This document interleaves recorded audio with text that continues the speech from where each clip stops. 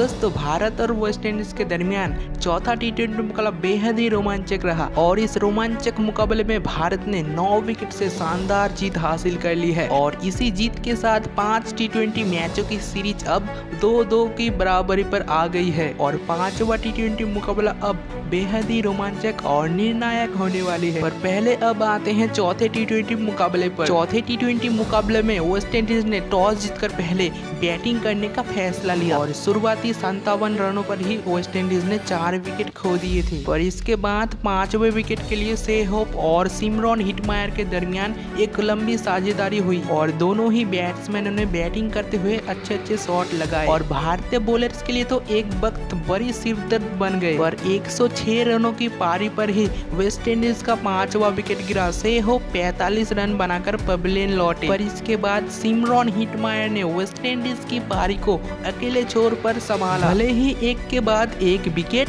गिरते गए लेकिन सिमरॉन हिटमायर के बल्ले से रन आने कम नहीं हुए। पर आखिरी ओवर की दूसरी गेंद पर ही सिमरॉन हिटमायर भी 61 रन बनाकर पवेलियन लौटे और इस तरह से वेस्ट इंडीज की पारी पहुंची 178 रनों पर 8 विकेट और भारत के सामने रखी 179 रनों का लक्ष्य। और इसके बाद इस लक्ष्य को पीछा करने आए भारत के सलामी युवा बल्लेबाज शुभमन गिल और यशस्वी जायसवाल। पहले तो तारीफ करनी होगी दोनों सलामी बल्लेबाजों की। वाकई में दोनों बल्लेबाजों ने शानदार और धमाकेदार बैटिंग करी। दोनों सलामी युवा बल्लेबाज शुभमन गिल और यशस्वी जायसवाल ने पहले विकेट के लिए एक लंबी 165 रनों की साझेदारी करी। हालांकि शुभमन गिल मैच के आखिर तक नहीं रहे और 165 रनों पर भारत का पहला विकेट गिरा शुभमन गिल के रूप में। पर तब तक भारत के लिए जीत का राह आसान कर चुके थे और इसी तरह से शुभमन गिल 77 रनों की एक शानदार पारी खेलकर